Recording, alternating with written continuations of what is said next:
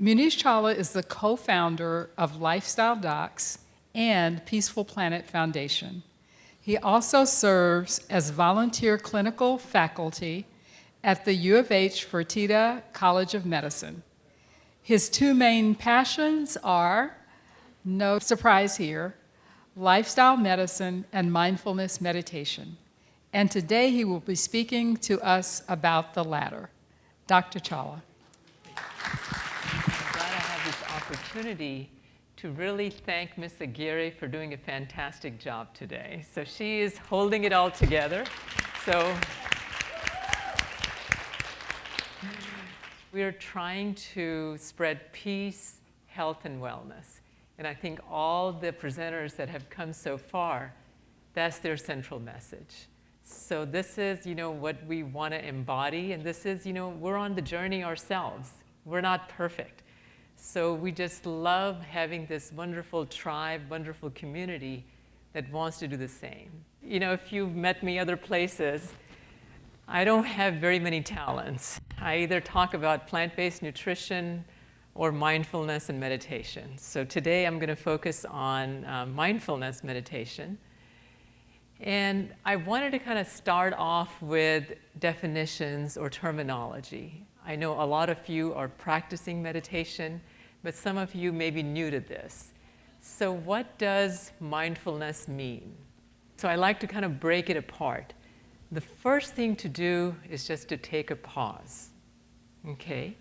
And then when you can take a pause, you can actually be present with whatever is going on in your environment right now.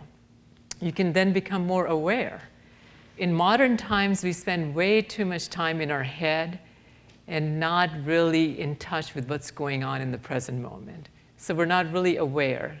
So first, being present, then aware of what the present circumstance brings with it, and then being accepting. And if the present thing is unpleasant or there's discomfort there, can you take just a moment to be non-judgmental, just a moment to be curious? Okay, I have this pain right now. Where is it? Instead of just immediately having a knee-jerk reaction, I want this pain to go away. So if you can take that pause, take that moment, just being accepting, a little bit non-judgmental, then you can have a more skillful response. So that's the idea behind mindfulness meditation, that life is going to throw us so many things towards us, right? Not everything's going to be rosy all the time. Can we respond skillfully? And that's the challenge. Or do we respond in a habitual way that we've learned over the years or decades? So I love this cartoon. This is how we operate in the 21st century, right? We're not in the present moment. Whereas the dog, all he sees is what's in the present moment. We're thinking about the past, the future. So this is an invitation to be more in the present. I don't want to sound like a salesman, but there's lots of reasons to practice mindfulness meditation. If you're trying to do better academics, more attention span, more focus, this will help you, better physical health, emotional health, stress reduction. And these things are research proven now. We have so much research now which lets us know that this is a worthwhile activity. When you're taking the time to just be, you're not wasting time. You're actually doing something good for yourself. And if you want to foster a good habit, learn a new language, change the way you eat a little bit, mindfulness will help. And ultimately, what was designed for is leading a more aware, compassionate, and spiritually connected life. So how does mindfulness actually work? What's happening in our brain? So it's a technique that can transform the mind. And the way this is made possible is by the power of neuroplasticity. At one time, we thought that the brain, after about age 10 or 11, is pretty fixed. But now we know that we can rewire the neurons in our brain at any age. And there's actual structural changes that occur. And these changes is basically wiring in our brain. So brain is changing all the time, whether wittingly or unwittingly. So with mindfulness, you're purposely changing it for the better, right? That's what we're trying to do in this particular case. Okay, so how do we study the brain? So in my previous life, I used to be a radiologist. So, MRIs, these are machines that can image the inside of the body. You can look at the liver, you can look at the brain, you can look at your shoulder from the inside, the ligaments. And now we have functional MRI. Not only do you get structural information, you also get functional information. And SPECT imaging is another imaging tool which gives you some structural but mostly functional information. And I'll show you some pictures. Before we actually kind of go to the research, which kind of shows how all this works, I need to kind of get you up to speed on a little bit of neuroanatomy. Okay, so this is our brain cut in a sagittal section, cut this way, and then you kind of open it up. So this part right here, is the mouse moving? Yeah, here we go. So that's the frontal lobe that's right behind our forehead. On top is going to be the parietal lobe, right here. On the back, the occipital lobe.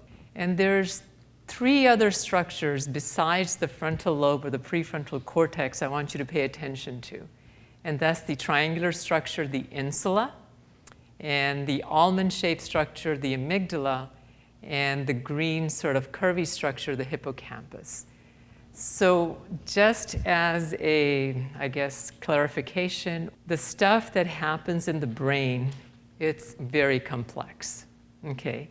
So I am kind of oversimplifying a little bit, but I'm hoping it gives you a general idea of the processes that are going on. So the insula, the amygdala, and the hippocampus, these are also part of our limbic system. They control our emotions. The prefrontal cortex, that's the thing in blue in the front, that's our CEO of the brain. We set goals, formulate plans, but in addition, it also shapes and guides our limbic system, guides our emotions. And it ratchets things up and down and also generates a subjective feeling of well-being. And as I mentioned previously, the limbic system are multiple areas in the brain that actually help us regulate the emotion. So the big part of that is the prefrontal cortex. Okay, the hippocampus, this is that green sort of curvy structure. This is where we form new memories. So if you're trying to learn a new instrument or learn a new skill, it's very important that your hippocampus is working well. It not only forms new memories, it also facilitates storage of old memories. And the amygdala, this is our alarm bell. It activates our fight and flight response, and it's constantly looking out for threats. And it's not, it gets a bad rap sometimes, but it's there to keep us alive, to keep us safe, so it has an important job. But if it's overactivated, then we're going to be anxious, we're going to be stressed out all the time. So everything in nature, it's about balance. It's not like amygdala is bad and hippocampus is good, or prefrontal cortex is good. Everything in nature works in balance. So we want to kind of achieve that balance, and that's what mindfulness can allow us to do. So the last structure I want to talk about is the insula. So this is located in the lateral sulcus, and the reason I mentioned that, it's in a little crevice between the frontal lobe, parietal lobe, and the temporal lobe. So it's right in the middle, so it has access to all different parts of the brain. And it's also, since it has access, it's useful for physiological self-awareness, like bodily sensations, but then it interprets the bodily sensations into a subjective feeling, whether peace or joy or sadness and anxiety. Also crucial in maintaining attention. And now we're learning that more and more research is very important when thoughts of empathy and compassion come to people's mind. The insula lights up. Okay, so that's a little bit of a background. So with all that, let me just kind of go over a couple of studies. This is a relatively short talk. I started doing this research about 4 or 5 years ago. And one of the first studies that I came across was this study from Harvard. And before that, it was the idea that if you did meditation, you had to do years and years, and maybe you got some benefit. But this study proved that within 8 weeks, you could take novices who had never done any sort of mindfulness meditation. If they did it on a regular basis, if they were diligent about it, they could really see some changes. So in this particular study, there were 16 participants, and they did about 27 minutes daily. They did the MRI before this intervention and did the MRI after they had the 8 weeks of mindfulness practice. And the MRI showed that there's actually increased neuronal density in the hippocampus, decreased gray matter density or neuronal density in the amygdala, and in this particular study, they didn't see any change in the insula. So there are numerous studies. So instead of going over more studies, I'm going to just give you a meta-analysis, and I think probably all of you know what that is, but just in case. This is when they take a bunch of studies, 50, 100 studies, and see what are the conclusions that are common to all of them. So it's like taking 30, 50 different research studies and seeing what can we learn from all of that. So it's like a super study. So I'm going to summarize the results in this next slide. So what they were able to show that on all the various studies that they took in their meta-analysis, that there were structural and functional changes in the brain. And these changes occurred in the frontal lobe, parietal lobe, and temporal lobe. And they saw increased neuronal density in the prefrontal cortex, hippocampus, and insula. And nearly all of them showed decreased neuronal density in the amygdala. So, that's well and good, but what does that really mean? So when there is decreased neuronal density, when this is not on hyper alert mode all the time, it means we're not in a heightened state of alarm or fear. It means there's decreased production of stress hormones.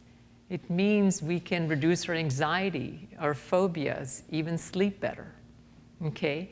And there's newer studies showing that prison inmates who practice mindfulness meditation, they show less aggression towards their fellow inmates. And if there's increased activity of the prefrontal cortex, the hippocampus, and the insula, this literally lifts our mood, makes us a little happier. And with the combination of the three, we have increased attention span, greater empathy, feelings of well-being and harmony. And when they do blood tests or salivary tests, they notice that there's decreased cortisol production. And cortisol is one of our main stress hormones. So you can see it's not a big surprise that when the stress hormones are going down, the amygdala is less activated, the more energizing, rejuvenating parts of the brain are more active, you can help things like hypertension, even heart disease, and wonderfully helpful in chronic pain. And psychological conditions, as I mentioned before, anxiety, phobias, a lot of research showing that this combination of activation of the brain, of course, doing it on a regular basis is really helpful, and also improvement in attention, empathy, and even compassion. So this is a functional MRI. So these are experienced meditators. So on the left, if you tell one of us to lie in the MRI machine, it's pretty loud. It's hard to kind of concentrate. You want to get out of there. But these guys have been doing it for years. When you tell them relax, they relax. When you tell them meditate, they can meditate. So this is the triangular structure, the insula, the triangular orange thing. So they are practicing mindfulness meditation. And you can see this is how the neuroscientists know what part of the brain is getting activated. This is a SPECT image. So this is showing, and these are not experienced meditators. These are folks who've learned meditation, they're doing it on a regular basis, and then they decided, okay, before the intervention, after the intervention, what are the changes in the frontal lobes? This is where the prefrontal cortex was, right? So you can see in baseline, there's less activity. The more red there is, the more activity there is. And when they're actively meditating, you can see there's more red there. So these are the changes you can see when people are actively meditating. when they have these neuroscientific tools. So it just gives us a lot of power that, what we're doing, that we're on the right track. What I learned about 12 years ago, the Pali word for that is Vipassana. And the Western world would most closely align with mindfulness meditation. So just to kind of tell you specifically the type of meditation that we'll all be practicing a little bit, it's called Vipassana. We're directing attention inward. We're focusing on our own body in the present moment. You can use your breath, you can use bodily sensations, and we'll use the breath. And the other meditation technique that I learned is called metta bhavana, or loving-kindness meditation. And now there's more and more research showing that when you practice compassion, when you even have thoughts of compassion, that some of the same parts of the brain, the prefrontal cortex, the insula, are activated. And it can similarly give you feelings of joy, peace, and harmony. And again, helpful in stress, just giving us better physical health, emotional health, and mental health. So typically in Vipassana, you do the mindfulness portion first. You become centered. You become sort of a little bit more grounded. Once you're centered, a little bit more grounded, then naturally you want to share that space, that mental space, with others in your life, so you can wish them well. So that's what loving kindness meditation is all about, and we'll practice this at the end also. So these days, lots of my patients, they're interested, they want to get started. And we have a technological revolution, so technology, again, is not all bad. There's wonderful things we can do with technology. So learning how to practice mindfulness meditation is so much easier than it was 20 years ago. There's lots of apps like Calm, Headspace, Balance, Insight Timer, 10% Happier. If you're really intrigued or you're already a meditator and want to go a little bit deeper, there's a Healthy Minds program made available by the University of Wisconsin by Richard Davidson's group, and it's completely free. So it's not just a mindfulness app, it's learning the neuroscience, learning the best techniques, and it's completely freely available, Healthy Minds. So we're just going to practice what we talked about.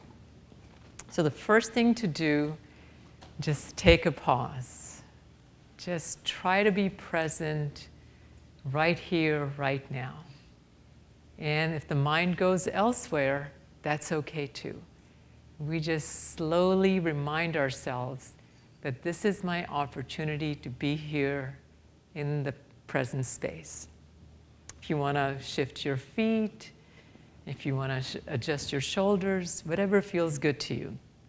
You can lower your gaze, you can close your eyes, whatever your body, whatever your mind needs right now. So I'm going to lower my gaze and gently close my eyes and just take a moment to notice the ground that's underneath your feet. We walk on it all day, but forget that the earth is always here to support us. We just need to notice that connection. Just notice how you're sitting. Are you leaning too far forward or too far back? If possible, try to take a dignified posture, but you don't have to be stiff. Shoulders can be relaxed. And just notice how that feels. Right now, the invitation is just to pay attention to the body. Just seeing how it's doing. All day long, we're so busy doing. Even at this retreat, one session, next session. Right now, I want you to just be right here. Just be in your body and see how it responds. Next, I'm going to guide you through a breathing practice. And what we're going to do initially is take some intentional breaths, and then we're going to become just aware of the breath. We're going to let the body breathe itself, because it knows what to do. So let's take a few slow, deep breaths, and I'll guide you. Let's take a slow, deep breath in. And slowly exhale. If you'd like to place a hand on your belly, that's perfectly fine. And as you breathe in, see if you can gently nudge your belly out. And by doing that, you're engaging your diaphragm, which turns on the vagus nerve, which helps us relax amongst its many other activities. So slow breath in, and very gently exhale, guiding your belly towards the spine. Another slow breath in. And whenever you're ready, you can gently exhale. Okay, next, we're just going to watch our breath. Instead of breathing purposefully, we're just going to let the body, it knows what to do. Let it breathe itself. Our job is going to be just to be present so we can notice, there's the breath going in, there's the breath going out. And as you start this practice, you'll be doing really well, but at some point, your mind is going to wander. And that is perfectly fine. So if you are able to focus on your breath for a little bit, that means you're paying attention, you're focused. If the mind wanders, that means you're aware. And if you can bring it back to the breath without any judgment, without any frustration, you're practicing self-compassion.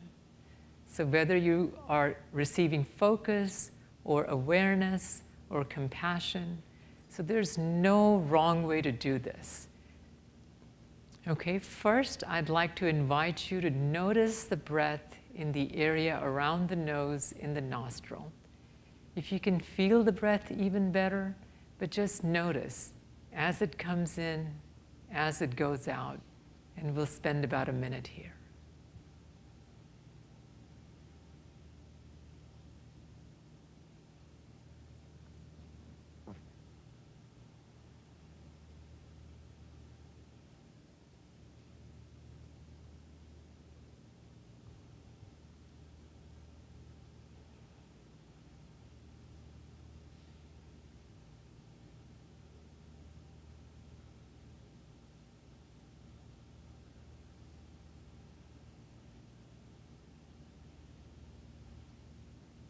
Next, I want you to keep your attention towards the breath, but we're going to focus on a different point in the body. Notice what happens to the breath in the upper chest or shoulder area as you're breathing in, as you're breathing out. And if the mind wanders, perfectly fine. When you become aware, just bring it back to the breath, and this time bring it back to the shoulders and upper chest. And just try to breathe as naturally as possible. And we'll spend a minute here.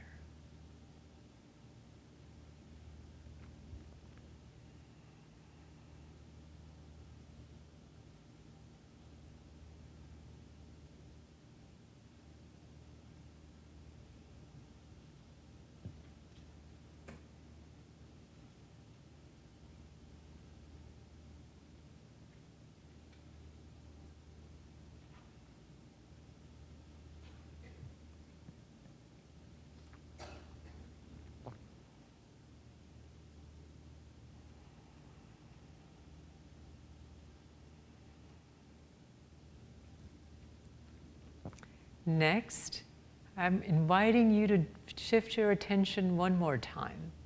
This time, focus on the belly. Does it gently rise or come out a little bit with inhalation, and gently descend or go in a little bit with exhalation? We're not trying to make that happen. We're just noticing what is happening in the present moment. And let's spend about a minute there.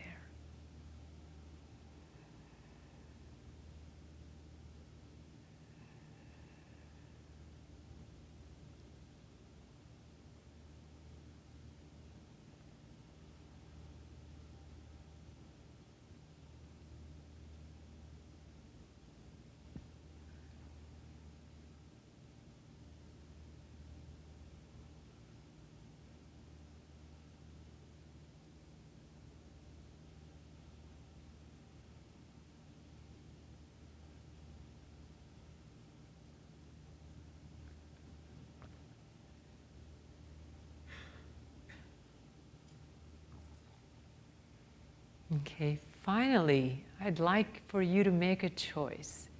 Where was it most comfortable to observe the breath? Was it in the area around the nose? Was it in the shoulder, upper chest area? Or was it in the belly? Whatever works for you right now is the right thing to do, wherever you felt the most comfortable. And when the mind wanders, become aware. When you become aware the mind has wandered, gently nudge it back to the breath, back to the present moment. And we'll do maybe 2 or 3 minutes, and then I'll end the meditation with Metta Bhavana, or loving kindness meditation.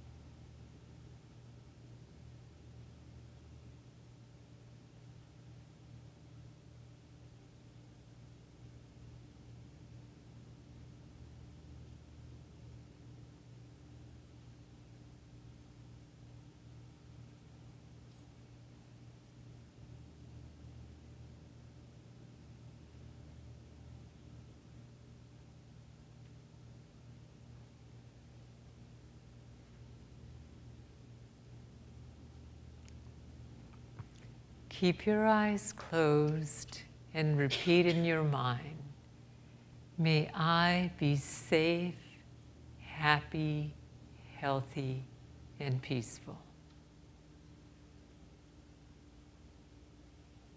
May all beings be safe, happy, healthy, and peaceful.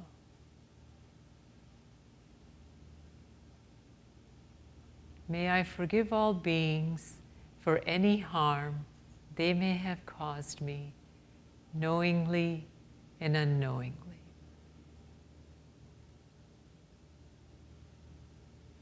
May all beings forgive me for any harm I may have caused, knowingly and unknowingly.